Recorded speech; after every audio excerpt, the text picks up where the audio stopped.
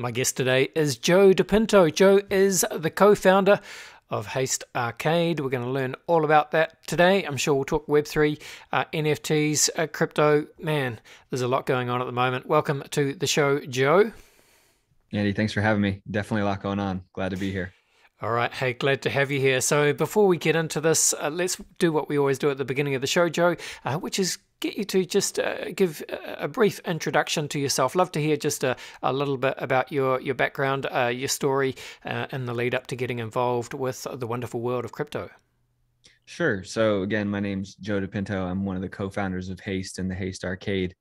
Prior to that, I guess you could say I'm somewhat of a serial entrepreneur at this point. Haste is my third company, two of which before that, one of them no longer exists. The other one still does. It's called Barpay. Started back in 2015, and we were a little bit ahead of the times when we thought it would be a good idea to let people order and pay for food and drinks at bars, restaurants from their phones. So whether that was a mobile app or QR codes, and obviously the pandemic kind of expedited where we thought the industry was going. So a lot of the QR codes now that people have been using for digital menus over the last couple of years, we were one of the very first people doing that.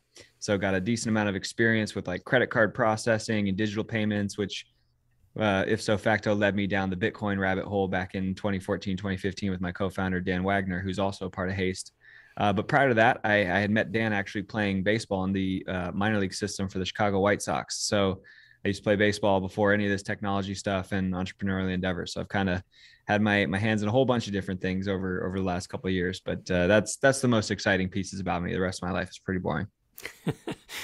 Well, it sounds pretty interesting, Joe. So, we said at the top of the show, there's a lot going on at the moment. So, I mean, yeah, there just is. So, before we start to learn about Haste, I guess it'd be good just to get some quick commentary on any kind of market thoughts that you have at the moment. It is a little bit doom and gloom.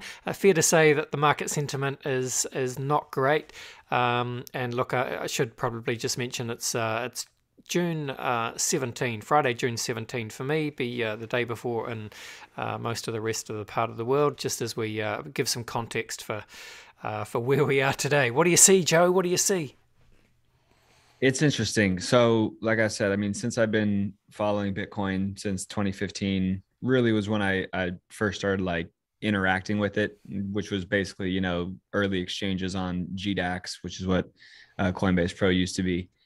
And in essence, the whole market that grew around that, obviously I paid attention to it, but I didn't really understand a lot of the speculative nature. So when I first got into the quote unquote crypto space, and I don't even like using that term really, but basically there was utility behind this thing, Bitcoin. And the utility that I saw and that Dan saw back in the day was this is a much better way to transact. It's a lot cheaper than current credit card rates.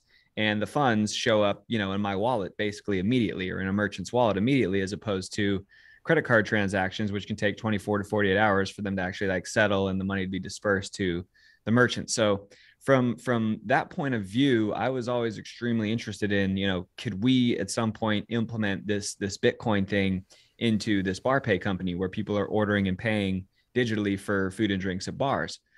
We never actually got around to doing that. It's still on our roadmap. I think someday we will. But in essence, that got our whole, wheels spinning and heads thinking about what other things could you do with this technology where you're transacting, small amounts or huge amounts for fractions of a cent, as opposed to a traditional credit card rate, which is going to be like anywhere from 2 to 4% of the transaction amount. So that got us going down the rabbit hole. That kind of, made me realize what's possible with this Bitcoin thing. But then just over the years, seeing things like Ethereum pop up, seeing things like Litecoin. In 2017, there was one of the better Ponzi schemes of all time, BitConnect. I don't know if you were part of that, but I lost some money on there, and it really made me, think like, is the purpose of this to speculate and invest and try and like buy and sell, or is there more to it? Is there utility behind this? So when I look at the market now, I feel bad that I think a lot of people have invested in something that they didn't really understand what they were doing, in the sense that, Bitcoin as it stands, as the white paper was written, is not digital gold. You won't find that term in there once. You'll find the title of the Bitcoin white paper to be a peer-to-peer electronic cash system. So something you can use for casual small payments, but you won't find this, hodl narrative that has kind of taken over the mainstream crypto world. So, when I look at the current state of the market, I think it's actually a positive for the actual blockchains that have utility. I think that a lot of the, things that people did ICOs for, or chains that don't really have a utility or a purpose, yet they've put out a token, had some hype around it, and made a bunch of money. I think that's kind of getting cleansed and purged right now. So I think, like, as anything grows with the new technology, you'll have a lot of people who make a lot of money really quickly up front, and then it'll kind of collapse. And then the true applications with utility will emerge from that. So I think that could be where we're at right now. Like, these markets, even after being in it for a while, even if I haven't been necessarily like investing, quote unquote, in things, it is, you see, it's down 40% today, it's up 30% tomorrow. It's like, how do you really know? I'm not sure, but I would say my overall opinion right now is that this is actually a positive for the true utility of blockchain in the future. I think that we're going to have to get through, this kind of growing phase where you have a lot of these things that didn't really hit on what Bitcoin is supposed to be or what blockchain is supposed to enable. So I'd say that's where we're at. Yeah, that's really nicely said, Joe, and I very much agree. And I think that's really the only attitude anyone can take when we're, even if we're not even near the bottom of this potential bear market. It is certainly doom and gloom, but it is necessary as well. There's nothing like a market crash or a bear market to flush out the excess, to flush out the froth. And I could name any bunch of cliches, but I always love the one, the tide has gone out and now we see who is swimming naked. But at the same time, it is sad to see some of the big players of this last cycle, such as Celsius, the likes of Three Arrows Capital, one of the big hedge funds, did phenomenally well in the bull market of the last 2 years. But leverage, man, it will get everyone in the end. Anyway, let's not dwell on this stuff, Joe. Let's talk better stuff, fun stuff. Haste Arcade. So I love this quote that I've taken from your website, Joe. So maybe this can kind of set us up for you to kind of give the backstory, the origin story to Haste. And I know it involves Bitcoin, which is cool. But I love this concept. You say, we believe that life is a game and some people play it better than others. And we think those people should be rewarded for it. So we created an Instant Leaderboard Payout, an ILP. It's a concept that has been 6 years in the making. It does 3 interesting things. Perhaps you can tell us what those 3 interesting things are. Tell us the origin story for Haste, and why is it all why have you used this game analogy, and how does it relate to Bitcoin? Sure. I think the easiest way to sum it up would be that instant leaderboard payouts, in our opinion, demonstrate the most revolutionary aspect of Bitcoin in a very easy way to understand. And what that is micropayments, and how that gets us from Web 2 to Web 3, which a lot of people are talking about. And really what it comes from is, going back to when we first started paying attention to Bitcoin and the utility that it had, you could still spend, 10 cents at a time, 25 cents, a penny even, to and from wallets, and pay, a transaction fee of a couple Satoshis. So a very, very small amount.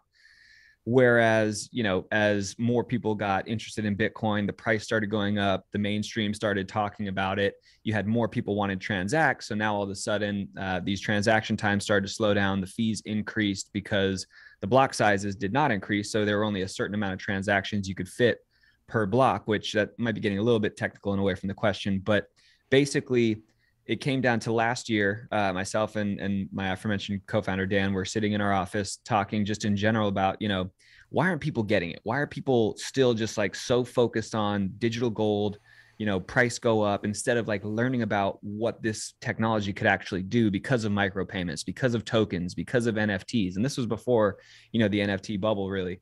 And basically what we came up with was, all right, well, we know that we can split, a quarter 100 different ways because of blockchain technology. And we know that we could send a fraction of this quarter to each one of our 100 friends if we had 100 friends. all we need is like a triggering mechanism to send that, that output, those outputs from that 25 cents. So what should that triggering mechanism be? And it's like, well, games are fun. People play games, and all of a sudden we look at our list of 100 friends and it's like, holy cow, that's a leaderboard. Like that's right there in our face. Let's just create a really simple game. And the original game was called Haste. It kind of sparked this whole arcade idea. But basically what you do is you would have your phone, you would say, I want to play on the 1 cent level or the 10 cent level or the dollar or whatever. You'd hit start game, at which point the screen would go completely blank. And then at some point in the next 2 seconds, a little yellow dot would pop up somewhere on the screen. And the entire purpose of the game was just tap the dot as fast as you can. So your score is measured in milliseconds. Let's say I tap it in, 496 milliseconds. I get somewhere on that leaderboard. Spot 1 gets, 10% of the next gameplay cost. Spot 100 gets, 0.1%. So you come in, you play after me on the same 10-cent level. You get a score of 436 milliseconds. So now you're above me on the leaderboard. But right when you hit start play, I instantly receive a fraction of your gameplay spend. So, call it a tenth of a penny deposited to my Bitcoin wallet before you even, tap the button. So that's where the instant leaderboard payout concept comes from. And the whole idea was we can demonstrate Bitcoin microtransactions in real time through a simple game that I can basically show and explain to my parents, my friends, people who ask me like, I don't get it. What is Bitcoin? Why is it so interesting? Why do people care about it? And that was really, what kind of triggered this whole thing. So we launched that game. Like I said, the Barpay company is still up and running. We've got several thousand bars and restaurants. So that's a full-time job. But all of a sudden, the Bitcoin community on the particular chain that we're using to facilitate this is, reaching out to us on Twitter. Hey, this is really cool. Like great demonstration of micropayments. What else are you guys doing? Are you going to make more games? Are you going to launch, an arcade or something like that? And it went on for a couple months to the point where like our passion is definitely blockchain and Bitcoin, yet we have this other fully developed company that we still have to take care of. But it turned into something where it was just an opportunity we couldn't really pass up. It was like, okay, there's, investors willing to help us build out another team here to make this thing real. We have concepts and ideas using blockchain that we've wanted to pursue anyways. Let's go for this full time. So about, almost a year to the day, I would say, is when we kind of committed and said, we'll try to make this a real concept. We'll try and build out, our vision for a micropayment leaderboard based arcade with skill based games. We know we can incorporate NFTs and tokens and all that stuff in it. So let's just take it one step at a time, see if there's, continued adoption, if people are still excited about it. And I mean, we got almost 10,000 plus users at this point after being live for just under a year. And it's not hard to convince people that, if you're already gaming, you might as well spend a penny and possibly make, $10 just from that one gameplay if you make this leaderboard. So that was kind of the original idea, was how can we demonstrate the utility of blockchain and what we personally believed was the most revolutionary aspect of blockchain, which is the micropayments, and how that could play into Web 2 transitioning to Web 3 in the future. And amazing, Joe. So just while you've been talking, I've actually signed in to Haste Arcade. Sounds like you're playing Lost. I can hear I am playing Lost because I just thought I better just check something out here. So I'll turn the sound off. There you go. But yeah, I am indeed playing Lost, and I literally just signed in using my Twitter, so very easy. And so yeah, because talk me through some of the games. So let's do Lost first, which seems to be kind of like it's a space shooter. Looks a bit like any of those kind of old school arcade games like Galaga or Space Invaders even. Talk us through some of the games. Yeah, so first, I think it'd be important to clarify that we're not game developers per se. We're more interested in the blockchain. So the games that you'll see on there are very simple, classic retro arcade style games. Lost, like you were just saying, you're basically, a spaceship flying around shooting other alien ships that are trying to shoot you and just trying to survive as long as possible. Another really popular game in the arcade is called Jump. And basically you just bounce a ball from pillar to pillar. You get 2 jumps per pillar. If you reach another pillar, your jumps reset. If you don't, you fall down between the pillars and the game is over. So the games that we've built in-house, we try to keep them very simple, very basic, with just the ILP, the leaderboard payouts, being what's really, interesting and enticing about them. Now, we do have a developer SDK, a software development kit, and this was the original vision, and where we still want to get to is, will other game developers, will major gaming studios see that, gamers really like this concept of being able to spend a penny or 10 cents and potentially make a leaderboard and then generate a lot of revenue from being on that leaderboard? Will they incorporate this ILP technology into their games and the whole play to earn movement? So there are, I think, about 15 games in the arcade right now. We've developed about 7 of them. 8 of them have been submissions from third-party game developers who find ILPs to be a really cool like engagement tool for the players, and a good incentive for them to keep coming back and playing. So short term, and with the games in the arcade right now, really simple retro arcade style.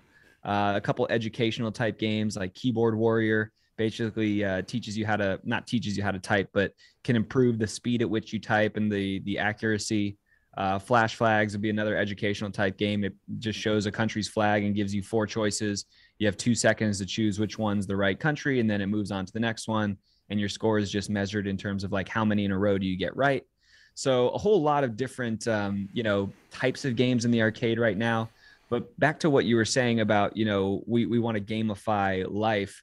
I think this ILP concept is applicable in a lot of things outside of, simple gaming as well. And education is one that I talk about quite a bit. Me personally, if I was more incentivized as a person in middle school, whether that be, I'm going to get my school's tokens that I can then use in the cafeteria based on how I did on my last test, or if I'm actually getting real money, for doing well on a test in comparison to my co-students, I probably would have studied a little bit harder personally. But that's what we want the focus to be. It's more so on the ILP than the games that we've built to date. Now, we will keep putting out games, and there's some really cool things with NFTs that we're already doing and that we'll continue doing. But the long-term vision is, again, I would love to see someday like a Call of Duty having a headshot leaderboard or a kill death ratio leaderboard within each one of their online games and stuff like that. I think that's where eventually it'll get to.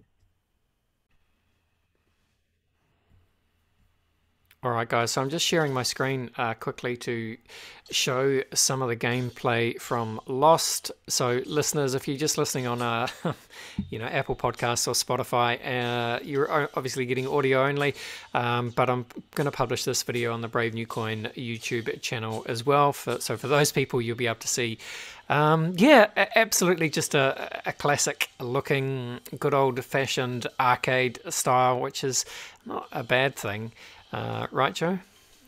I think those are what fit perfectly into the arcade now. It's still an early concept.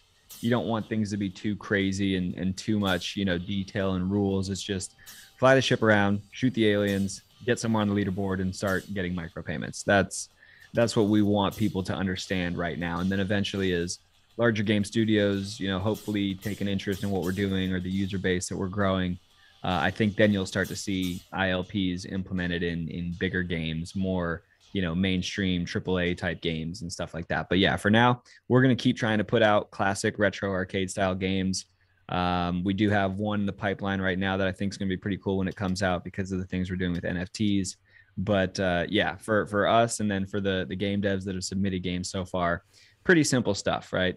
Put a couple tap, click, move left and right. That's really all there is to it. Nothing too crazy yet.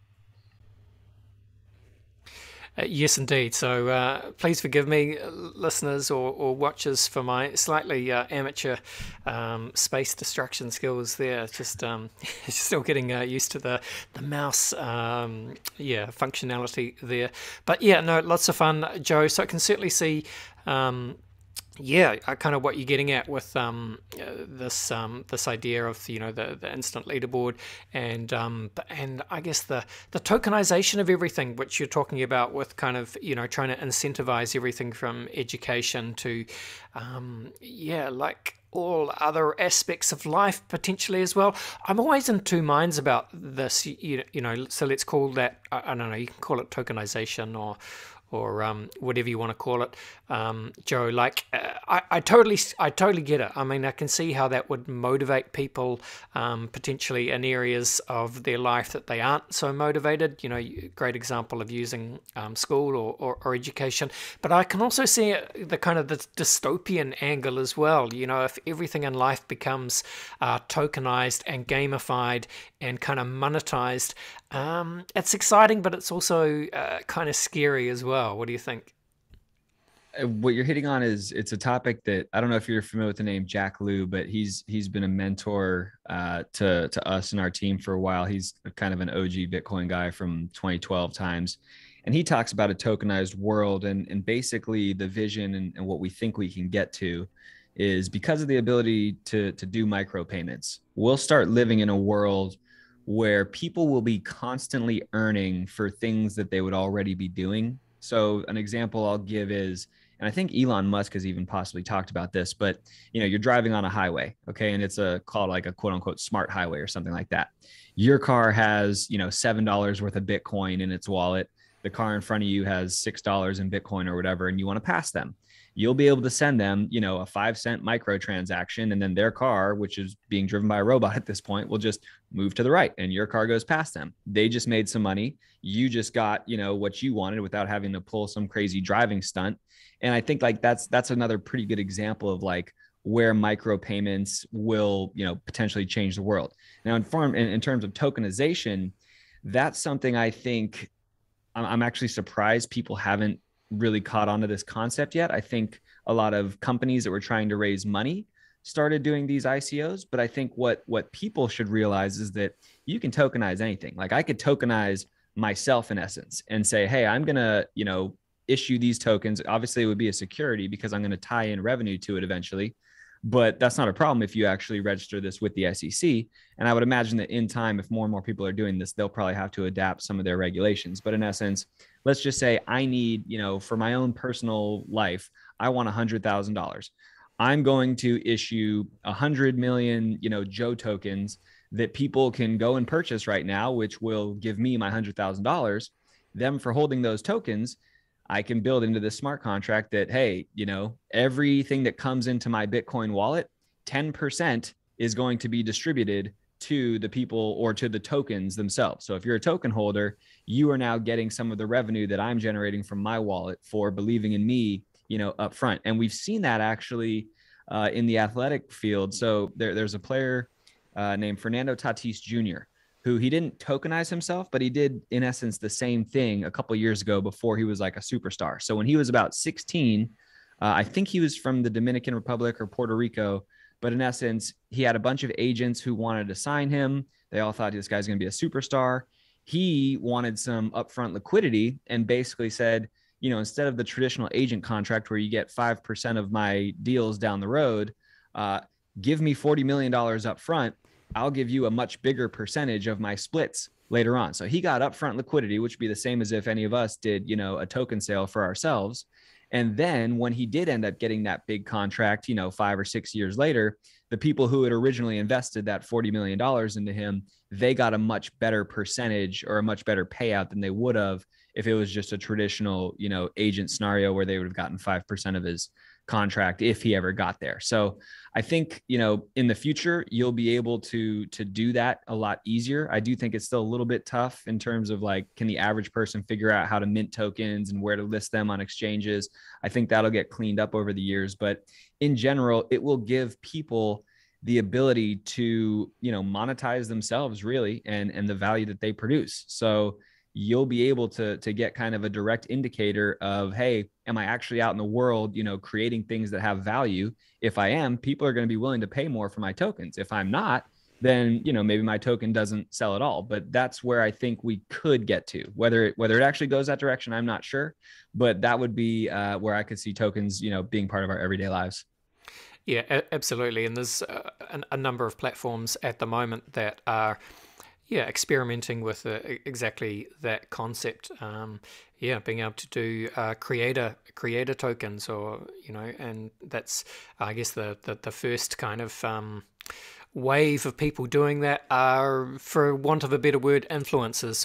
Whether they be sports stars or social media influencers, or musicians, or whatever you like. But yeah, those opportunities are there. The experimentations are taking place, so we'll have to see how it all plays out. It is still very early, Joe.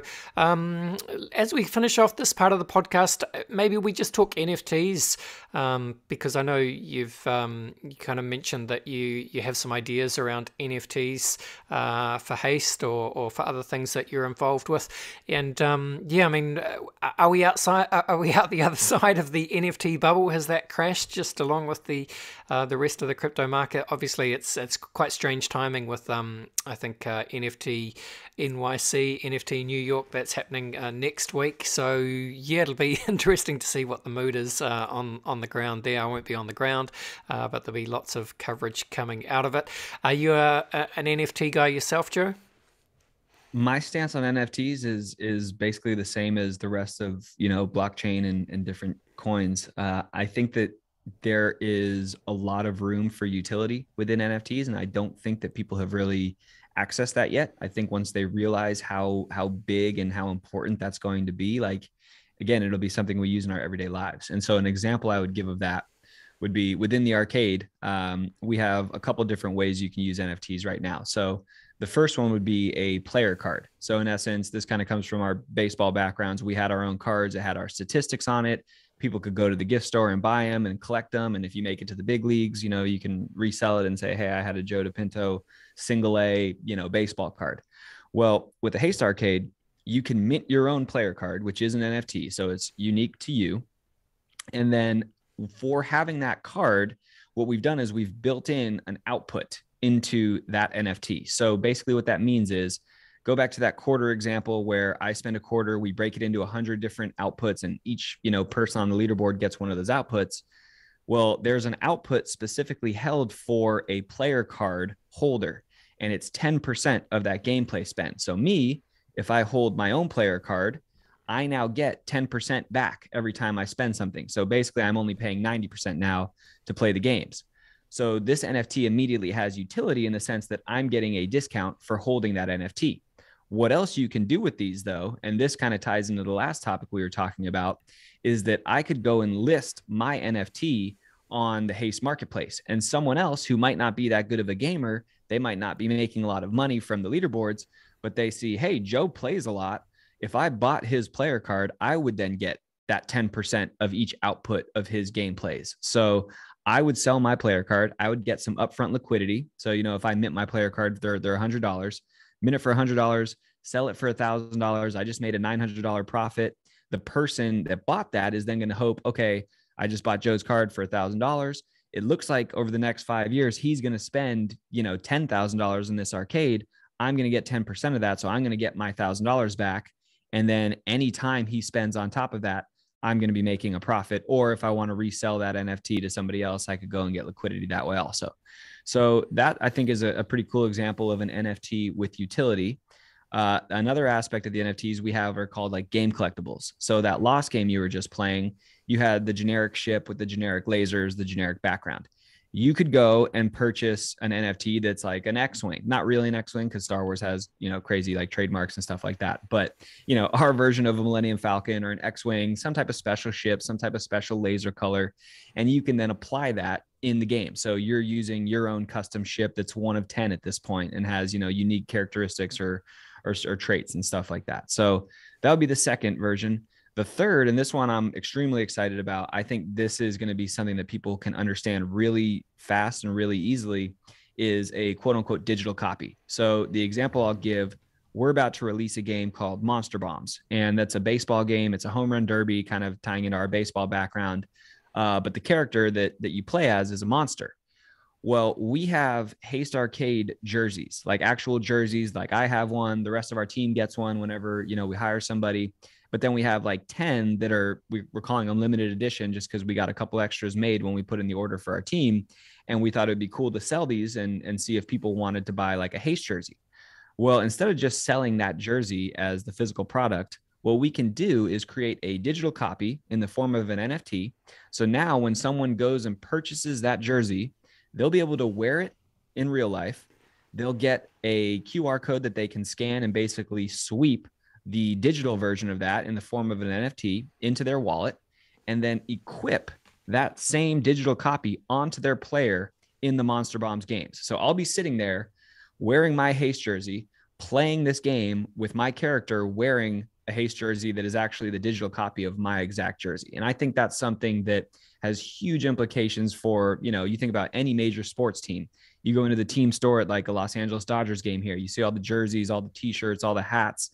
Well, people are going to start buying these things and getting both the physical version of it, but then also a digital copy that they'll be able to use in video games like The Show, or if we built a baseball game, and on and on and on. I think, that opens the door for brands to have new places to advertise and new ways to engage with customers.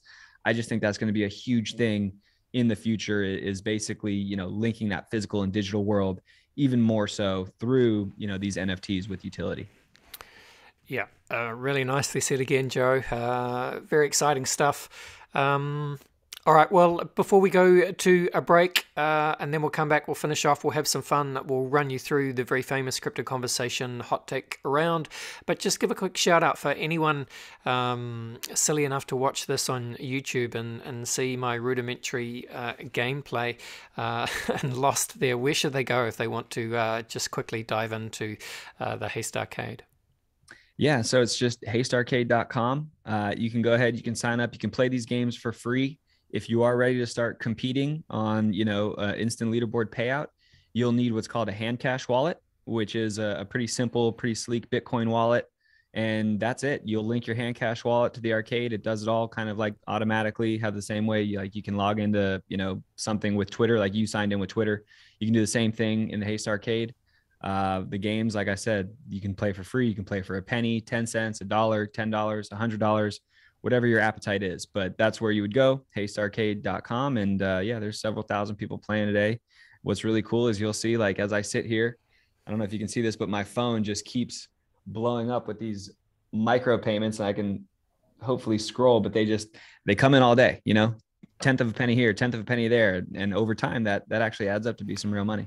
Well, let me just ask then, actually, Joe, people will be very familiar with the concept of play to earn, and this is kind of the same thing. It's another spin on play to earn. So, I know that's not necessarily what's part of what you guys are doing. I guess what I'm saying is, is anyone earning real money from playing the Haste Arcade games?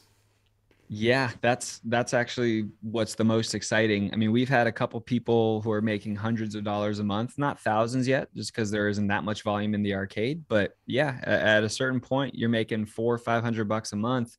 That would help me with my rent. I think, and we've had people reach out to us. We've talked to some people who, especially like during the last year, summertime, they weren't working. They said this was a legitimate source of income. I was spending maybe over the course of a week, $5 in total, paying, 10 cents at a time. And I ended up making a couple $100 that month. Like, that's a big deal to people. So I think as the arcade grows also, those micro payments really start to add up.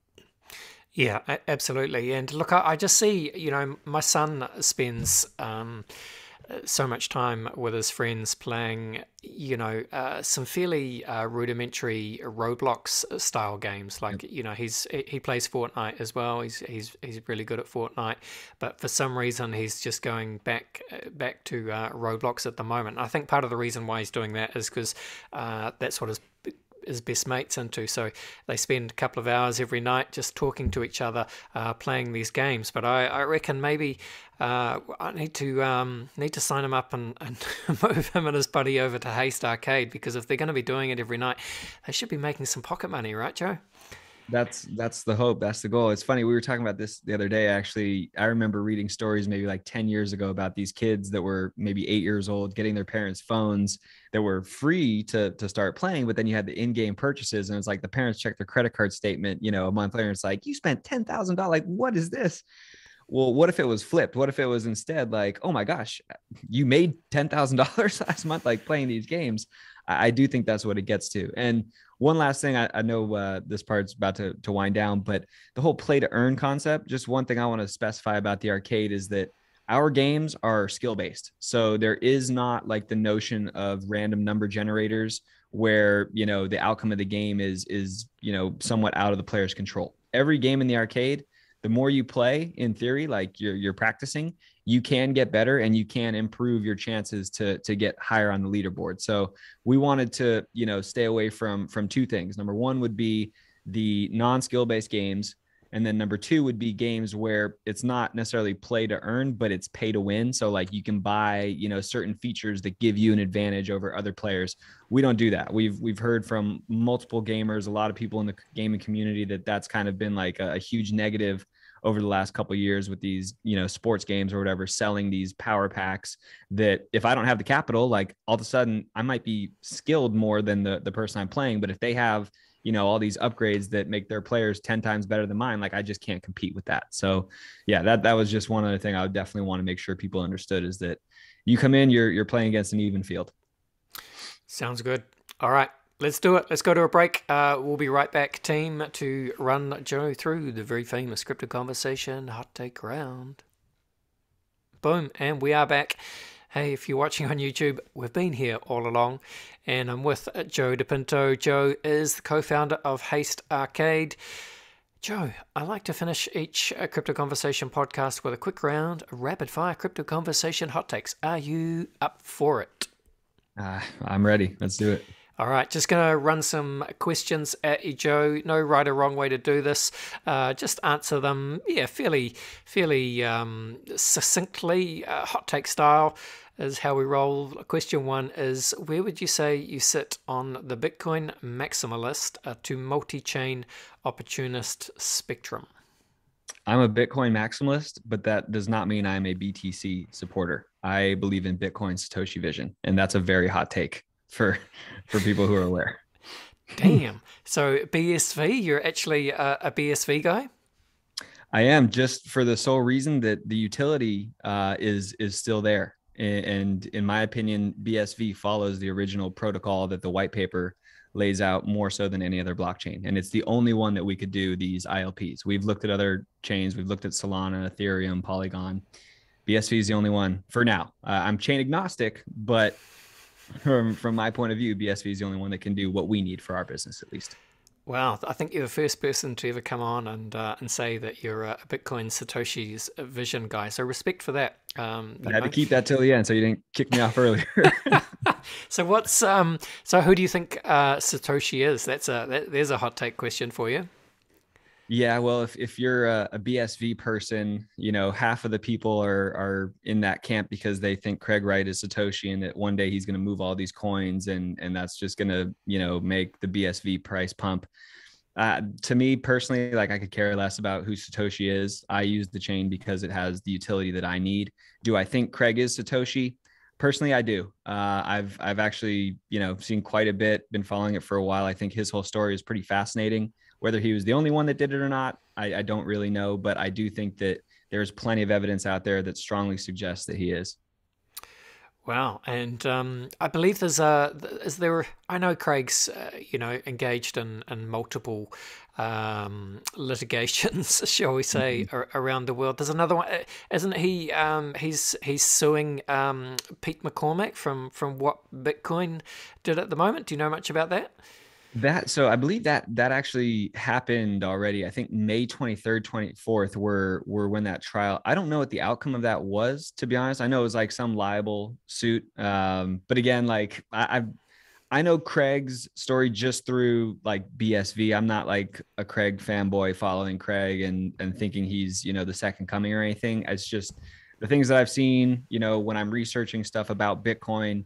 Typically Craig would come up in videos I would watch and it'd be like, okay, what this guy's saying, it makes sense. And then I'd go and I'd implement it. And it's like, yeah, like it worked the way he said it did. So I don't know. I mean, when you talk about McCormick, and it's funny, he's actually talked to some of my friends in the past and he's had some good conversations with them on his podcast. And it's just, it's a differing of opinions. And I know that Craig's rubbed a lot of people the wrong way. I think that he's quite an aggressive personality in certain aspects. I think in other aspects, he wants to just be left alone. But, again, at the end of the day, I think it would be great if we knew, precisely who Satoshi was, but I'm looking more at the utility of the technology than who created it so that it can facilitate my business model. I love it. All right. Absolutely fascinating to hear your thoughts there, Joe. All right. Let's keep it moving. Next question is what would you say is your firmest conviction, crypto opinion? And let's not talk about Craig anymore. I think that electronic cash, peer-to-peer electronic cash is what changes the world. You know, we hear about everyone investing saying, "Oh, I believe in the technology." But do they really know what that means? Like what is it that you believe in? Like what industries have been disrupted thus far? We've had speculation for decades, if not centuries, with traditional stock markets. So I don't see the current industry, you know, disrupting anything. It's just a new way to do the same things we've been doing. Whereas you know, when you talk about micropayments and electronic peer-to-peer cash, that is something that disrupts the world, and it disrupts the likes of MasterCard, Visa, the banks. Like that's why I think that, you know, deep down they're actually pretty scared of what real peer-to-peer cash would be. Very nicely said. All right. You know, Bill Gates famously said, Joe, that we tend to overestimate what we can accomplish in 2 years and underestimate what we can accomplish in 10. So you'll be only too well aware that 10 years is a very, very long time in the blockchain space. But cast your mind forward. Bitcoin, BSV, blockchain, anything you like. What does it all look like in 10 years' time? I would hope that in 10 years time, we have moved to a, you know, true blockchain society where you have things like the example of the cars driving on the freeway that we talked about earlier. You have things like that happening. You have, you know, one public immutable ledger where we can, you know, not just check on ourselves, but what about government? You know, I think blockchain should be a tool that honest governments really, really love and really want to incorporate into their day-to-day, you know, operations and how they keep track of everything.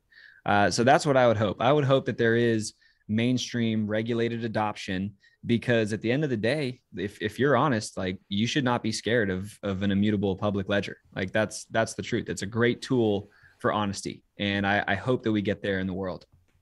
Absolutely. All right. The flip side of that, Joe, is a quote from William Gibson, who, of course, said that the future is already here. It's just not evenly distributed. With that in mind, can you think of an example of the future being here right now, but most people just aren't really aware of it? I mean, being a BSV person, I think that if you looked at the coin price of BSV, you'd say it's not here. But if you looked at all the other metrics that I pay attention to, like transactions per day, cost per transaction, speed of transaction, you know, it's a fact. BSV just runs laps around every other chain combined. So in that instance, I think it is here. I just don't think that people are aware. And there's definitely some conspiracies as to why that is, and why it's not listed on the major exchanges, and why some people think that BSV is, you know, a scam or whatever. But yeah, I think that when you peel back the layers and you see the actual utility, you'll see that blockchain has been here. Bitcoin has been here since 2009. Satoshi said it. It was ready to scale from day one. And from what I can see, BSV does scale. It already is. It's doing 100,000 plus transactions per second. To put that in perspective, Visa is only doing 25,000 per second, and that's the current gold standard for credit card processing. I mean, BSV it's doing better than the current gold standard, yet people don't know about it yet. So I think that's how I would answer the question. I love it. All right. Time to zoom out, Joe. Time to get weird just for a second. What do you see as the long-term future for the human race? Do you see dystopia or utopia? Whew, wow, that's way zoomed out. I'm an optimist, so I'm going to say I see utopia. I think that, you know, with all things, we go through highs and lows. I think right now our civilization, we could be entering a time of lows, which, you know, that happens. But if you look back through history, there's never been one specific event where it was like, yes, like the good one, or yes, the bad one. It's just at this time things were good, at this time things were bad, then things got good, things got bad. I think, you know, as time plays out, I would hope that it's a utopic society in the future. But I think, like everything, it'll just go in cycles. Yeah, very nicely said. All right, let's start to close this out, Joe. Finally, what is your favorite science fiction book, film, TV show, or universe? Massive Star Wars fan. Can't say how big of a Star Wars fan I am when it comes to the movies, the animated series, like just the way that they, I think, take the hero's journey. So talking about Joseph Campbell a little bit, and then also the idea of good and evil, and are able to basically take that and put it into something that removes, modern religion. I think they do an incredible job of, you know, depicting the struggle that I think humans go through on a day-to-day basis, the dark side and the light side of each and every one of us. So love Star Wars. Can't get enough of it. Exactly right. Well said. Well said. Have you watched the new Obi-Wan Kenobi? Yeah. Each episode, probably 2 or 3 times. Oh, really? I haven't watched it yet. I've seen mixed reviews. I guess, maybe you're slightly biased, but enjoying it. I'm curious to see where they're going to go. There's only one episode left in this season, and if there is even another season after this, there's definitely some things that I have questions about. But overall, I think it's been cool just to, see Ewan McGregor kind of bring that same character back, and I thought he did a really good job in the original movies. I think he's doing a good job showing a different Obi-Wan in this series, and I don't know. I'm excited. I hope they do more after this, because I think it's a very small time frame that they're kind of saying this is Obi-Wan Kenobi, this is his story. I think there's a lot more to it. But yeah, overall, I'd say I'm pleasantly, I'm pleased with it. Awesome. Hey, well, this has been fun, Joe. You're a fascinating character. I've really enjoyed talking to you today. So thank you very much for coming on. Please tell the listeners, the viewers, where you like to hang out, what your Twitter handle is, all that good stuff, and where they should go. Again, just to get involved with Haste Arcade. Sure. Well, Andy, thanks for having me first. Myself personally, I'm not on Twitter. However, Haste is Haste Arcade, just at Haste Arcade. Like I said, at hastearcade.com.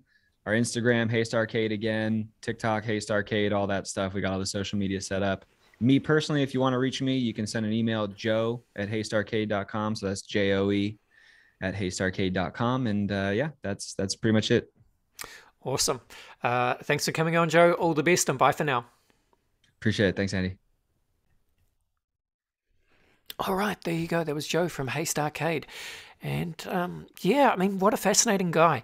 Joe and I were just talking, I guess, off camera at the end of the show, a little bit more about, BSV, Bitcoin Satoshi's vision, and Craig Wright. And yeah, no, Joe genuinely believes that Craig is Satoshi. And yeah, we had a chat about that. And I mean, fair enough. Everyone is entitled to their views, and it is kind of one of the great mysteries of our time, and certainly of our industry. And I mean, me personally, I think it's probably best that whoever Satoshi is, that they remain anonymous.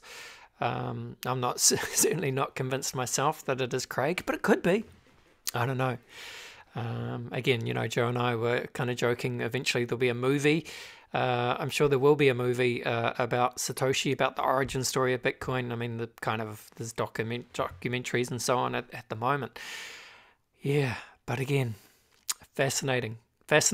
All right, let's leave it there, folks. Thank you for watching. Thank you for listening. Please make sure you subscribe to the Crypto Conversation so you know when each new episode drops. But for now, that is today's show. Thanks, team. This was the Crypto Conversation for Brave New Coin.